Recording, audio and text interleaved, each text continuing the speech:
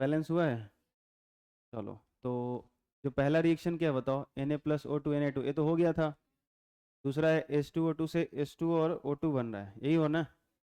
तो चलो, H2O2 से क्या बन रहा है, H2O+O2।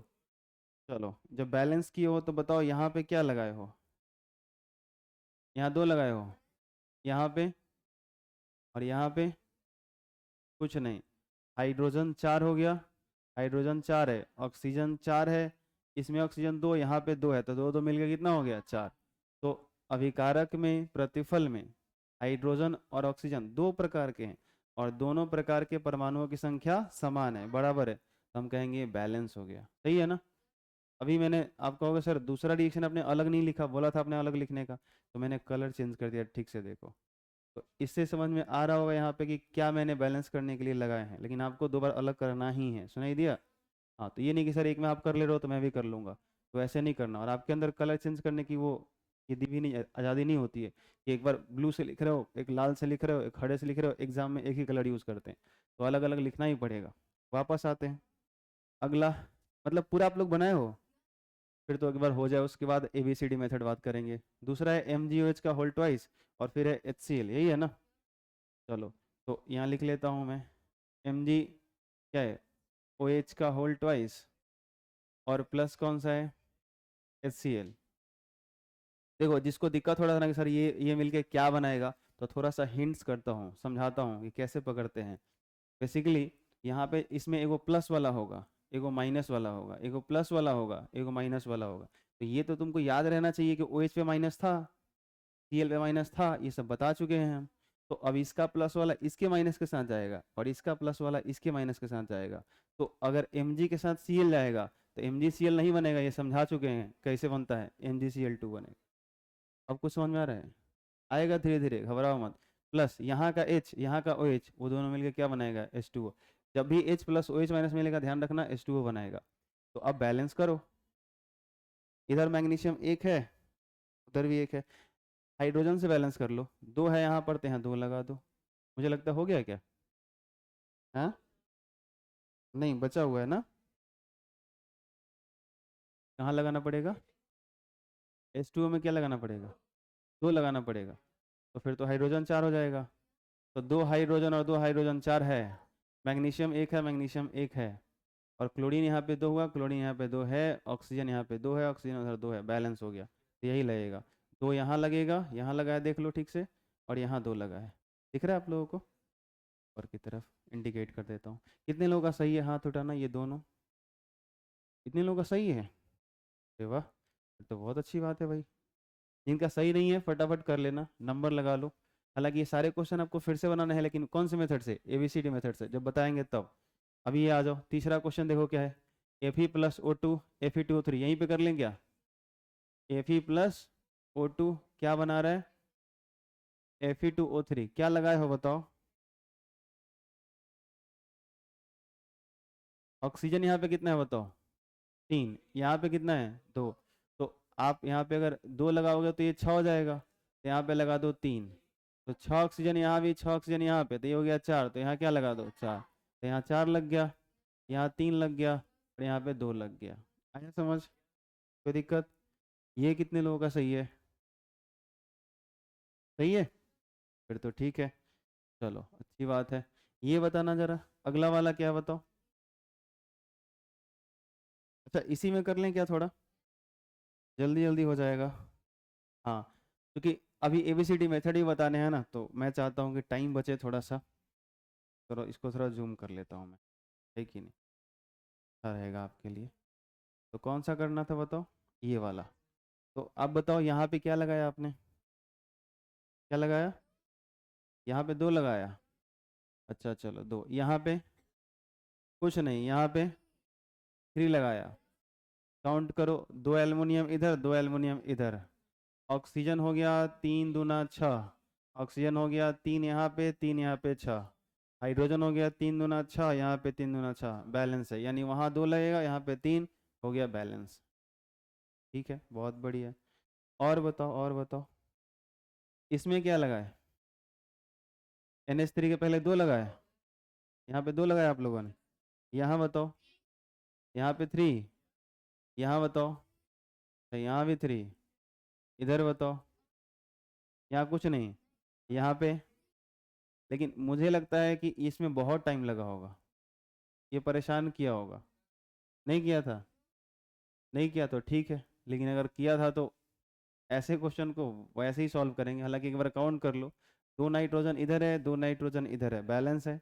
हाइड्रोजन 3 दूना 6, इधर तो है नहीं, यहाँ पे हाइड्रोजन 3 दूना 6, और कॉपर यहाँ पे 3 है, कॉपर यहाँ पे 3 है, ऑक्सीजन यहाँ पे 3 है, ऑक्सीजन यहाँ पे 3 है, हो गया बैलेंस, कहानी खत्म।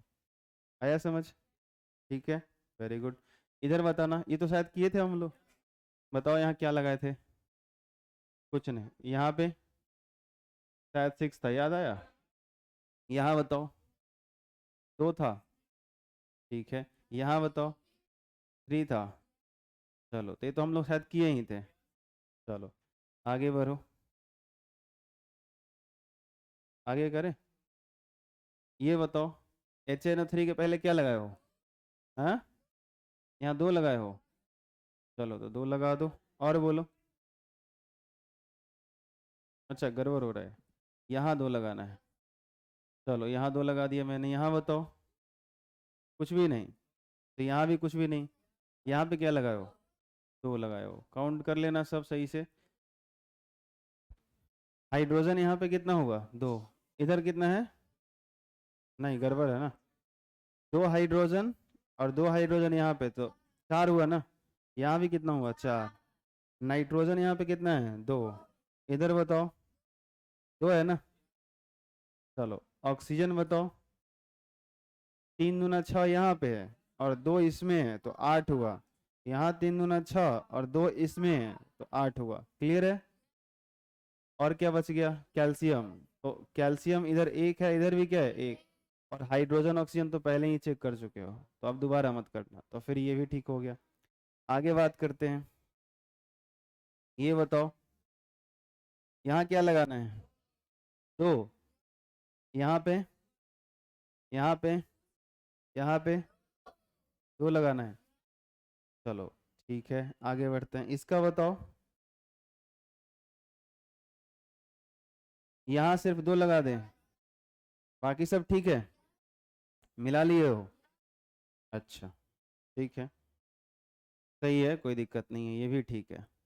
तो आप बस एक बार, ये इसको बोलते हैं हीट एंड ट्रायल मेथड। सीधे आप ट्राई करो, गलती हो रहा है फिर उसको रिफ्रेश करो, फिर से ठीक करो, फिर गलती हो रहा है फिर से ठीक करो। या स्टेप बाय स्टेप भी बताए थे, एक एक करो, टेबल बनाओ, फिर काउंट करो, फिर लिखो, फिर टेबल बनाओ, तो वैसे भी कर सकते हो, वो भी तरीका है। अब यहाँ पर जो मेथड बताने जा रहा हूँ, ये इसको बोलते हैं ABCD मेथड। और इसमें जो है सो कि कोई भी गलती नहीं करेगा, सबको आ जाएगा, ध्यान से सुनना। तो करना क्या है, देखो ये करने आना चाहिए, ठीक है। जैसे मैं यहाँ पे एक रिएक्शन दे रहा हूँ, और वो रिएक्शन कुछ ये है कि CO2 है और प्लस O2 है, CO2 है प्लस O2 है, और ये जब रिएक्शन हो रहा है, सॉरी माफ करना, H2O है यहाँ पे, CO2 है प्लस क्या है? H2O है। ये रिएक्शन करके बना रहा है C6H12O6, और प्लस यहाँ पे दिया मैंने O2। अब इसको बैलेंस करना है, तो हीट एंड ट्रायल मेथड से अगर करोगे तो बहुत टाइम लगेगा। अगर यकीन ना हो तो ट्राई करो, कुछ टाइम देता हूँ, करो, 1 मिनट का समय देता हूँ, सोचो। हो गया? ठीक है, बोलो। यहाँ पर क्या लगा है? 3 लगा है, ठीक है। यहाँ पे 6, यहाँ पे क्या लगा है? कुछ नहीं, यहाँ पे 3। तो ऐसा लग रहा है आपको कि ये बैलेंस हो गया? खुद ही देख लो सही से, कार्बन दोनों तरफ देखो तो।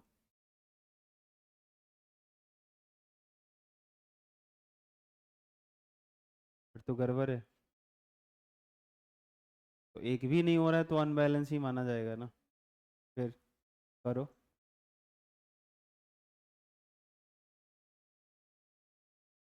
यहाँ पे 6 लगा दे, अब बोलो, यहाँ भी हटा दें? तो हटा, और कुछ लगाना है यहाँ पे? तो फिर ऑक्सीजन बैलेंस कैसे होगा? इधर 6 2 8, उधर 6, उधर तो 6 दूना 12 6 6 लगा दे। कोई कह रहा है सर यहाँ पे 6 लगा दो आप, ऐसा कुछ देख लो बैलेंस हो गया क्या? लग तो रहा है कि हो गया।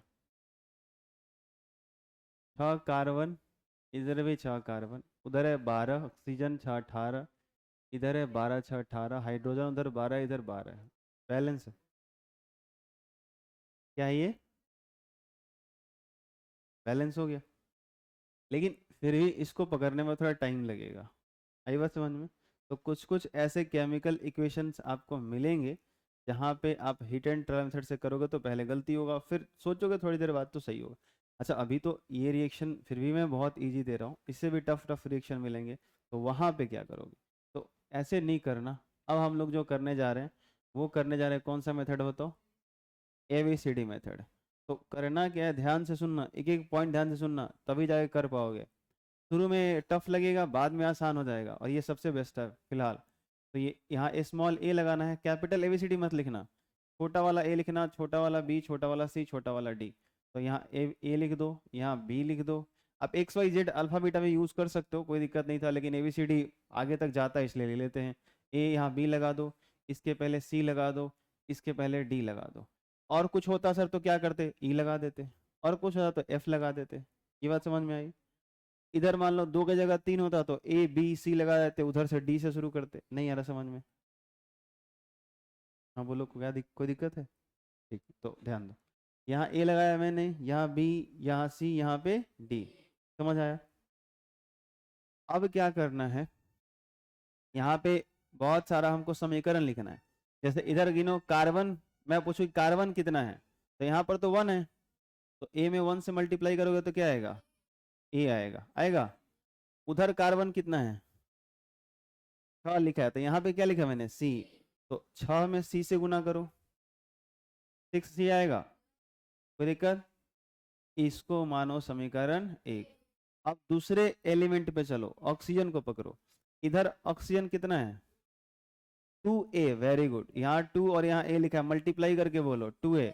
यहाँ भी तो ऑक्सीजन है, तो यहाँ 1 है, तो B में 1 से मल्टीप्लाई करोगे तो यहाँ मिलेगा B, और यहाँ मिलेगा 2A, तो दोनों को जोड़ दो, तो ऐसे लिखना, हाँ 2A प्लस B बराबर।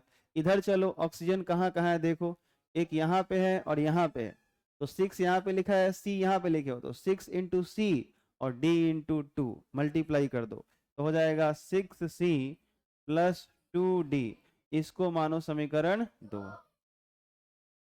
बोलो समझ में आ रहा है कि नहीं आ रहा? यहीं तक मैं रुकता हूँ, जिसको दिक्कत है पहले बोलो। ये करने कितने लोगों को आ जाएगा, हाथ उठाओ। अब एक छोटा सा सवाल पूछता हूँ, ऐसे कितने समीकरण बनेंगे जरा सोच के बताओ? जितने टाइप के एलिमेंट्स होंगे, जितने एलिमेंट्स होंगे, एलिमेंट्स तो इसमें जैसे कि क्या बोलते हैं, नहीं इधर है, एलिमेंट्स के एटम बहुत सारे हैं, लेकिन एटम नहीं, एलिमेंट ध्यान रखना कि इसमें कितने टाइप के एलिमेंट्स हैं। जैसे कार्बन एक अलग टाइप हुआ, ऑक्सीजन एक अलग टाइप हुआ, हाइड्रोजन एक अलग टाइप हुआ, इसको ध्यान रखना है। आई बात समझ में? तो अब कौन सा बचा हुआ है? हाइड्रोजन। तो हाइड्रोजन के लिए क्या लिखोगे? और ध्यान से देखो, एक तरफ मैं रिएक्टेंट लिख रहा हूँ और एक तरफ प्रोडक्ट लिख रहा हूँ, तो एक तरफ रिएक्टेंट एक तरफ प्रोडक्ट, और बराबर करना है। तो मैं क्या लिखूंगा यहाँ पे? 2B, और उधर हाइड्रोजन कितना लिखूंगा? 12C। बोलो गलत है या सही है? 12C। कोई दिक्कत? अब सुनो ध्यान से, तो ये ऐसा हो गया। अब कुछ बचा है क्या? नहीं। तो यहाँ पे 3 टाइप का एलिमेंट था, तो समीकरण कितना बना? 3। आई बात समझ में? कोई दिक्कत है? देखो यहाँ तक आ गया तो फिर ये कहानी आसान है, ये करने आ गया तो फिर हो गया। इसलिए इसमें कंफ्यूजन है तो फिर से पूछ रहा हूँ, बोलो आगे बढ़े। अब ध्यान से सुनना, इसमें कोई भी ABC जो दिख रहा है, इसमें से किसी एक को आप 1 मान लो। क्या मान लो? अपने मर्जी से, टेंशन नहीं लेना किसी को भी। जैसे मन कर रहा है C को 1 बोल दो, A को 1 बोल दो, लेकिन खुद दिमाग लगाना, थोड़ा सा लगाना, कि अगर A को 1 मानोगे ना, तो फिर 6 गुना में इधर भाग में आएगा, तो C का मान कितना होगा? 1/6, तो फिर टेढ़ा खीर हो जाएगा। तो थोड़ा सीधा रखना, C का मान 1 मान लो। किसी को मानना था, मैं तो बोल रहा हूँ किसी को मानो। तो अगर सी का मान 1 मानोगे तो सी का मान भी 1 रहा, अच्छा रहेगा, और यहाँ 1 रखोगे तो 6 गुने 1, ए का मान 6 हो जाएगा। ये तो बहुत अच्छी बात है, तो थोड़ा सा ठीक ठाक भी दिखेगा। तो ऐसे लिखना, बाद में ये सब करने की जरूरत नहीं है, अब जल्दी जल्दी करने लगोगे, लेकिन शुरू में सारे रूल आराम आराम से बता रहा हूँ ताकि समझ में आए। तो माना सी बराबर कितना 1, तो जैसे ही मैं 1 मानूंगा तो सी 1 मानूंगा तो समीकरण 1 से ये सब लिखने की कोई जरूरत नहीं है, लेकिन मैं लिख रहा हूं ताकि तुमको दिखाई दे कि सर कहां से लेके आ रहे हो। समीकरण 1 से ए बराबर हो जाएगा 6। किसी को दिक्कत है तो बोलो कैसे आ गया सर? सी का मान 1 माना, मैंने लिखा, मैंने माना सी बराबर 1, तो ए बराबर 6 हो जाएगा। किसी को दिक्कत है तो बोलो, आगे बढ़ते हैं। अब सी का मान 1 हमने माना ही है, ए का वैल्यू 6 आ ही गया, तो तीसरे वाले समीकरण को पहले हल कर लो और बी निकाल लो, क्योंकि देखो इसमें क्या दिख रहा है सी, इसमें क्या दिख रहा है बी, और सी माने हो कि नहीं माने हो? माने हो, तो इसको मानने से पहली वैल्यू पता चल जाए, दो दिया है एगो उसमें पता ही है, तो आराम से निकल जाएगा। तो फिर लिखना समीकरण 3 से, और जितना वैल्यू पहले निकल जाए ना उतना ही आसान है, तो कोशिश करना अधिक से अधिक वैल्यू फाइंड आउट करने का उस इक्वेशन का पहले अप्लाई करके जहां से जल्दी से निकल जाए। तो यहाँ पे जो है सो कि क्या है बताओ, 2b, b क्या पता है नहीं, लेकिन 12c, c पता है कितना है वो 1, तो यहाँ पे 2b बराबर कितना हो जाएगा 12, 2 से 1 काट दो, b बराबर कितना आ गया? अच्छा नहीं है समझ। अब सी पता है, सी हमने माना है, ए 6 आ गया, बी 6 आ गया, एक चीज बचा है बस, क्या? डी, क्योंकि लगाए क्या थे ए बी सी डी, तो चारों निकालना है। तो अब समीकरण कौन सा प्रयोग करोगे? समीकरण 2 से सबका वैल्यू पुट करो, क्या है 2a, तो 2a का मान कितना है तो गुना 6 कर दो, प्लस b का वैल्यू कितना है 6, बराबर 6, c का मान कितना माने हो 1, तो 1 से मल्टीप्लाई कर दो, प्लस 2d। अब इसी को हल करो तो जरा, 6 दूना 12, 6 18, बराबर 6 एकम 6, प्लस 2d, 6 माइनस में जाएगा तो 18 में से 6 कटेगा तो 12, बराबर 2d, 2 से कट जाएगा, d का मान कितना आया 6। सोच के देखो, यही नहीं लगाना था क्या? आप यही तो लगा रहे थे, बोलो a है, a का मान कितना है, आप यहाँ 6 ही तो लगा रहे थे। b का मान कितना है, तो आप यहाँ 6 लगाए थे। c का मान कितना है 1, यानी नहीं लगाना है। d का मान आया है, लगा दो, बैलेंस हो जाएगा। नहीं समझ आया बोलो, चलो घबराओ मत, घबराओ मत। यहाँ पे जैसे हम लोगों ने कल एक रिएक्शन किया था जो बहुत भारी लगा था, वो एल्युमिनियम हाइड्रोक्साइड वाला, क्या था बोलना जरा। देखो तो ये वाला है क्या,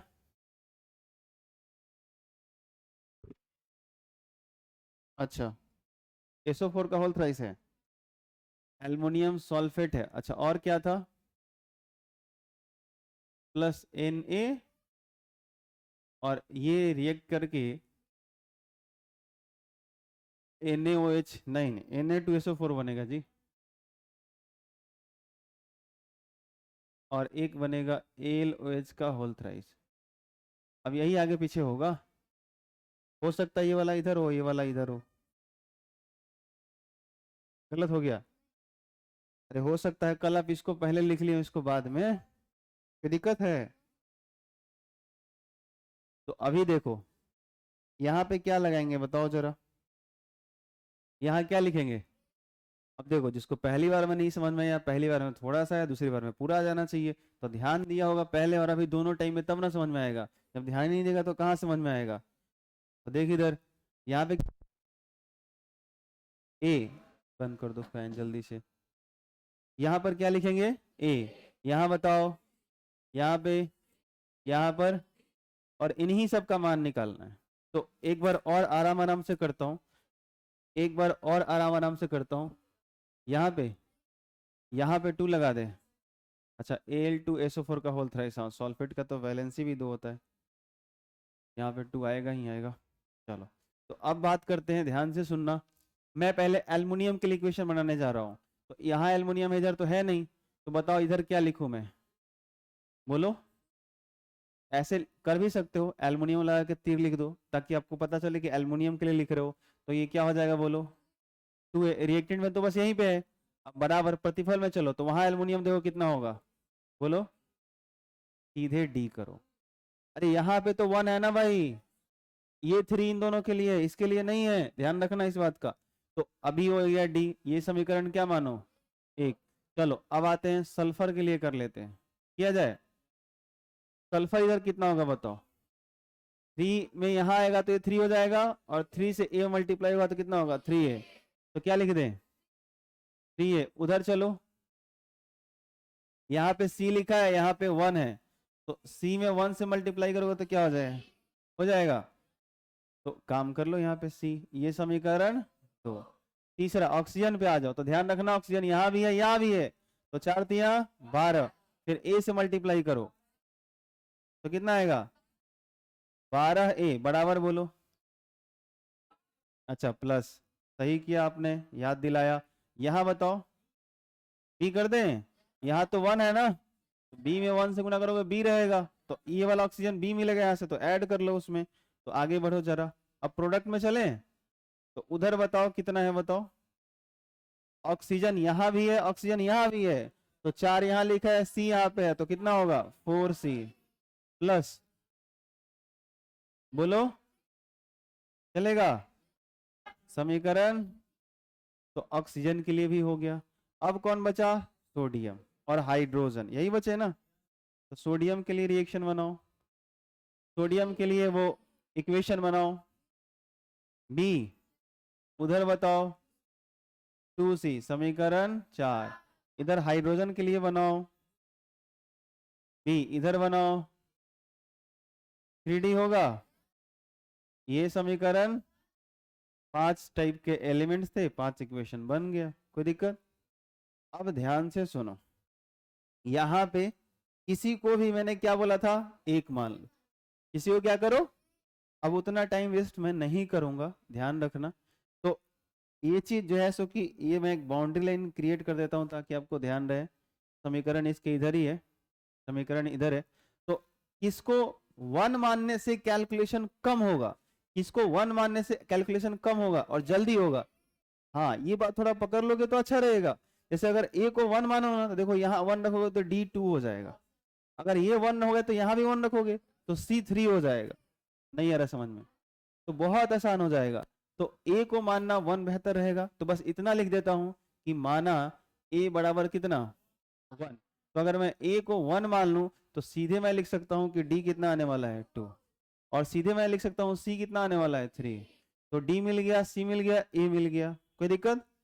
अब थोड़ा सा यहां से निकाल लेते हैं, b बराबर कितना है देखो तो 2c, ये देख लो b बराबर 2c, तो 2 और c का मान तो निकाल चुके, तो 3 दूना 6, तो b भी आ गया। अब d निकाल लेते हैं यहां से, तो d कैसे निकलेगा देखो, d बराबर 3d है, तो d निकालना है तो 3 भाग में चला जाएगा, तो b कितना है 6, तो b में 3 से भाग दे दोगे तो d कितना आ जाएगा, a निकल गया, b निकल गया, d तो पहले भी निकल गया था, तो दोबारा क्यों निकाल रहा हूं। अच्छा कोई नहीं, कुछ ज्यादा ही मैंने ले लिया इसको, ठीक।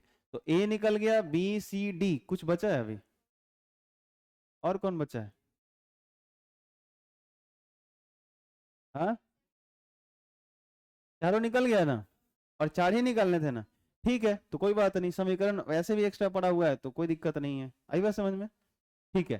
तो निकल गया तो फिर लगा दो, ए लगाना है 1, ए कहाँ है वहां पे, मतलब लगाना ही नहीं है, छोड़ दो। तो अभी उसी रिएक्शन को अगर मैं यहाँ पे लिखूं, ध्यान से देखना, उसी रिएक्शन को मैं अगर यहाँ पे लिखूं तो मैं ऐसे लिखूंगा, ए की जगह 1 यानी Al2SO4 का होल थ्राइस, ऐसे लिख दूंगा। बी की जगह कितना लगाना है, बी का वैल्यू कितना आया 6, और बताओ 6 लगाते थे कि नहीं लगाते थे आप, NaOH याद आया, और सी की जगह कितना लगाना है 3, 3 लगा दो, Na2SO4, और फिर डी कितना आया 2, 2 लगा दो, 2AlOH का होल थ्राइस। नहीं आया समझ में, कितने लोगों को आया, हाँ थोड़ा बताओ, आया, चलो टफ नहीं है, कोई भी इक्वेशन होगा ना तो इससे करना बहुत आसान है, थोड़ा टाइम लग सकता है लेकिन सही होगा, और आसान क्या बोलते हैं वो, आसानी से कर लोगे, ज़्यादा सोचना नहीं पड़ेगा। हीट एंड ट्रायल मेथड में क्या होता है, कभी कभी सोचते रह गए 20 मिनट टाइम निकल जाएगा, फिर वो भी तब भी नहीं बना। तो ये काम आपको यहाँ से कर लेना है, जब बहुत टफ मिले तो इस मेथड को अप्लाई कर लेना है। समझ में आया? तो मैं कहूँगा जल्दी से इसको नोट कर लो। सेकेंड मेथड एबीसीडी मेथड कहते हैं इसको, जल्दी से करना। याद है तो क्वेश्चन है example 1, which of the following equations are balance, इसमें से कौन सा इक्वेशन है जो बैलेंस है, A B C D E, जल्दी बताओ, सारे लोगों के मुंह से आंसर आना चाहिए। कौन सा है जो बैलेंस है? चलो, आधी जनता कह रही है डी, आधी जनता क्या कह रही है? आधी जनता कह रही है डी होगा। क्या ये बैलेंस है? क्या ये बैलेंस है? और सब चेक कर लो। इधर दो मरकरी है, दो मरकरी है, दो ऑक्सीजन एटम, दो ऑक्सीजन एटम, बैलेंस है। ठीक है। Zn प्लस H2SO4, एक जिंक है, एक जिंक है, उधर दो हाइड्रोजन, दो हाइड्रोजन, सल्फेट सल्फेट, ठीक है, ये भी बैलेंस है। और बताओ, ये बैलेंस नहीं है, ये बताओ, दो तो चार ऑक्सीजन, दो ही, ये भी नहीं है, और ये भी नहीं है। तो यहाँ पूछ भी रहा था विच ऑफ द फॉलोइंग इक्वेशंस, देखो यहाँ प्लूरल एस लगा है, मतलब इसमें एक से ज्यादा भी आंसर हो सकते हैं, ध्यान से सुनो, समझ में आ रही बात? तो एक नहीं बताना था, एक या दो तीन भी हो सकते, वो सही आंसर बताना था। तो हमारा आंसर कौन सा होगा? डी एंड ई, डी और ई। समझ आया? तो देखो ऐसे एग्जाम में क्वेश्चन आएगा, कैसे नहीं बनेगा? बनेगा कि नहीं बनेगा? तो समझे रहोगे तभी बनेगा ना, नहीं समझे रहोगे तो नहीं बनेगा। ये बनाओ, कह रहा है विच ऑफ द फॉलोइंग इक्वेशंस, यहाँ भी एक से अधिक आंसर हो सकता है, सब ध्यान सुनना। विच ऑफ द फॉलोइंग इक्वेशंस, इसमें से कौन कौन इक्वेशन है आर एक्सोथर्मिक और इंडोथर्मिक? यहाँ कह रहे हैं कि एक्सोथर्मिक कौन है और इंडोथर्मिक कौन है। यहाँ पे हालांकि क्या बोलते हैं, एंड लगा देना चाहिए था। बताना एक्सोथर्मिक क्या होता है। अब देखो बहुत सारे लोग कंफ्यूज होंगे हिंदी वाले, बताता हूँ, घबराओ मत, वेट करो। यहाँ लिखता हूँ, एक्सोथर्मिक को बोलते हैं उष्मा क्षेपी, क्या बोलते हैं? उष्मा क्षेपी। और इंडोथर्मिक को बोलते हैं उष्मा शोषी। अब सुनो, जहां से हीट निकलती है, जहां से हीट निकलती है उसको उष्माक्षेपी कहते हैं, और जहां हीट लगता है, देना पड़ता है, उसको उष्माशोषी कहते हैं। अब बताओ, पहले पे चर्चा करते हैं, बताओ बताओ, पहला बताओ। अच्छा, कुछ जनता कह रही है उष्माशोषी है, देख लेते हैं। ये इधर माइनस में, इसको उधर भेज दो, क्या आएगा? प्लस में। मतलब आप एनर्जी दे रहे हो, किलो जूल, जूल किसका मात्रक है? ऊर्जा का। तो आप एनर्जी दे रहे हो, हीट दे रहे हो, तो ये उधर प्लस में जाएगा, यानी रिएक्टेंट को दे रहे हो, अभिकारक को दे रहे हो, इधर प्रतिफल में से निकल रहा है, इसका मतलब हुआ, यहाँ इसका मतलब हुआ कि क्या हो रहा है? अभिकारक को दे रहे हो। तो अगर एनर्जी दे रहे हो तो क्या होगा बताओ? अरे बोलो। उष्मा शोषी है ये, क्या है बोलो? उष्मा शोषी है। यहाँ बताओ, ये इधर है, प्रोडक्ट में ही हीट है लेकिन प्लस में है, तो रिएक्शन के बाद आपको ये मिल रहा है, ये बात समझ में आ रहा है? रिएक्शन के बाद आपको ये मिल रहा है, यहाँ रिएक्शन से पहले ही आपको क्या करना पड़ा होगा? देना पड़ा होगा। ये उधर भेजोगे तो प्लस में दिखेगा। तो ये उष्मा शोषी है, ये क्या है? उष्मा क्षेपी है। सुनाई दिया? यानी इसको इंग्लिश में क्या बोलेंगे? एक्सोथर्मिक। क्या बोलेंगे? एक्सोथर्मिक, उष्मा क्षेपी। इधर बताओ, उष्मा शोषी, है ना? N2O2, मैंने बोला भी था कि नाइट्रोजन गैस एटमॉस्फेयर में, ऑक्सीजन गैस एटमॉस्फेयर में कैसी रिएक्शन हो जाता है? नहीं, उसके लिए कुछ पार्टिकुलर कंडीशन होगा, तो होता है। तो यहाँ पे देख लो, ये जो रिएक्शन हो रहा है इसमें 180 किलो जूल एनर्जी खर्च करने पड़ रहे हैं, वो भी मोल के टर्म्स में ये सब होता है। खैर, अभी तो हमें बस इतना बताना है कि कौन उसमें क्षेपी है, कौन उसमें शोषी है। तो ये हमको क्या मिला? उष्मा शोषी। ये क्या मिला? कर लोगे? भारी है क्या? और ये बताओ, उष्मा शोषी। समझ आया? तो ये हो गया हम लोग का एंडोथर्मिक, एक्सोथर्मिक, इंडोथर्मिक। क्लियर है?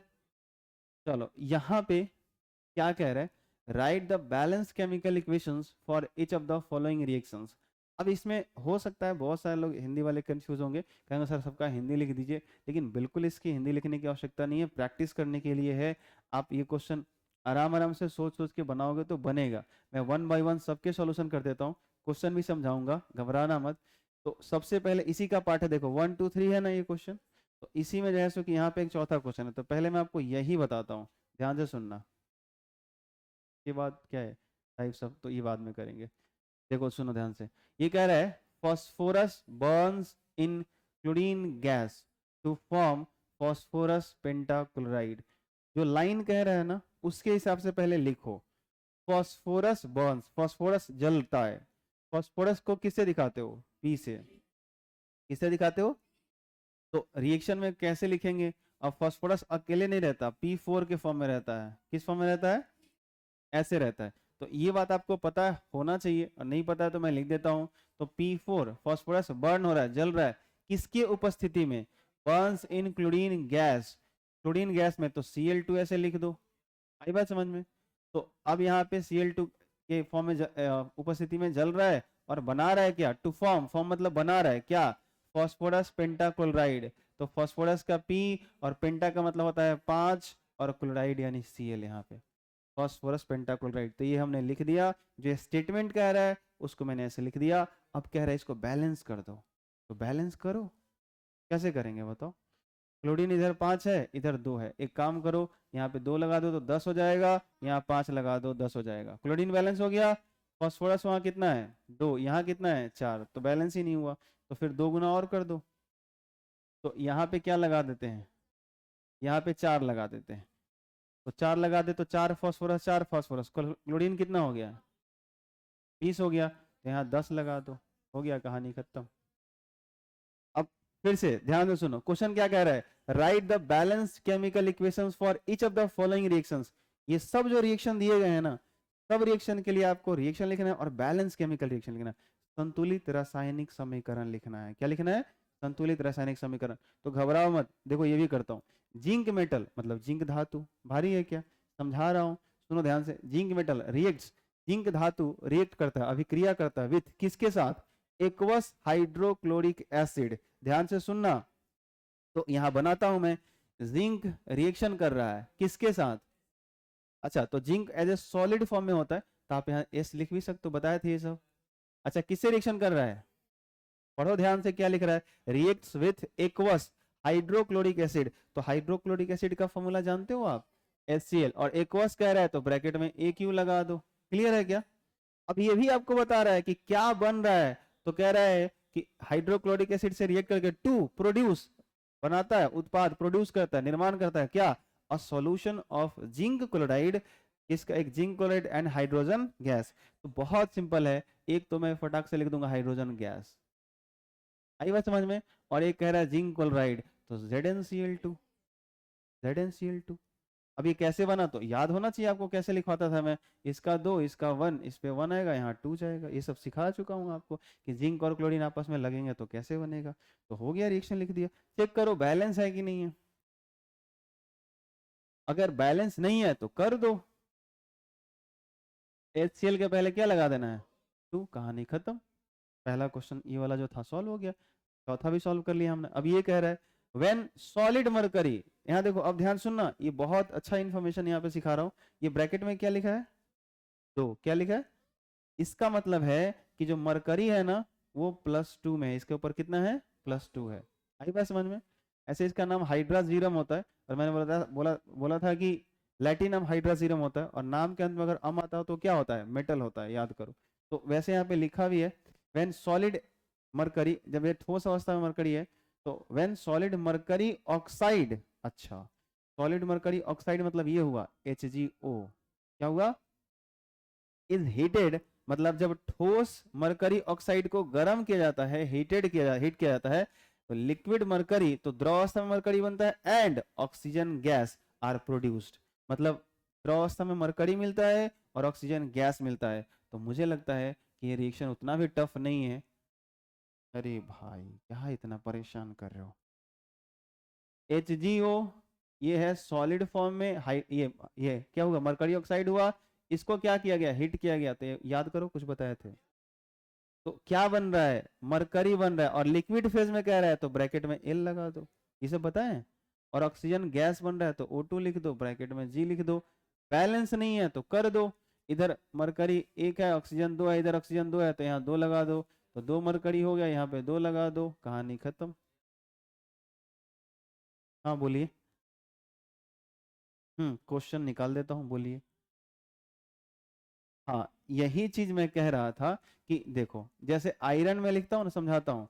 तो आयरन जब लिखेगा तो कभी इसके ब्रैकेट में ऐसे 2 लिखेगा और कभी आयरन लिखेगा तो इसके ब्रैकेट में 3 लिखेगा। तो इसका क्या मतलब होता है, जब 2 लिखे तो आपको ये सोच के चलना है कि यहाँ +2 है, और अगर 3 लिखा है तो आपको ये समझना है कि इसके ऊपर +3 है। आई बात समझ में? तो इससे फायदा क्या होगा समझाता हूँ। फायदा ये होगा कि मान लो मैंने Fe दिया और यहाँ सॉल्फेट दिया, तो ये सॉल्फेट में तो 2 माइनस होता है, लेकिन मैंने यहाँ पे ये वाला लिख के दिया और ब्रैकेट में 2 लिख दिया, तो आपको +2 लेकर के बनाना है।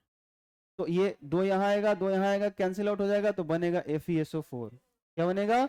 FeSO4। लेकिन अगर मैंने Fe लिखे ब्रैकेट में ये लिखा है तो आपका यहाँ +3 रहना चाहिए। क्या रहना चाहिए? तो फिर ये कैंसिल नहीं होगा, ये ऐसा होगा Fe2SO4 का होल थ्राइस।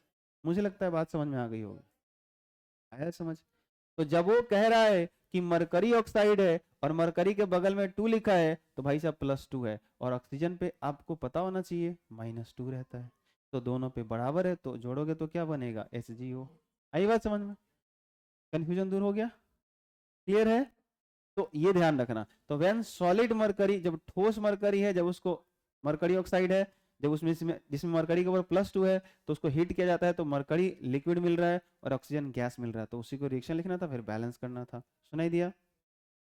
अगला एंड लास्ट इसमें कि aqueous solution of sulphuric acid HCl, sulphuric acid को बोलते हैं H2SO4। क्या बोलते हैं?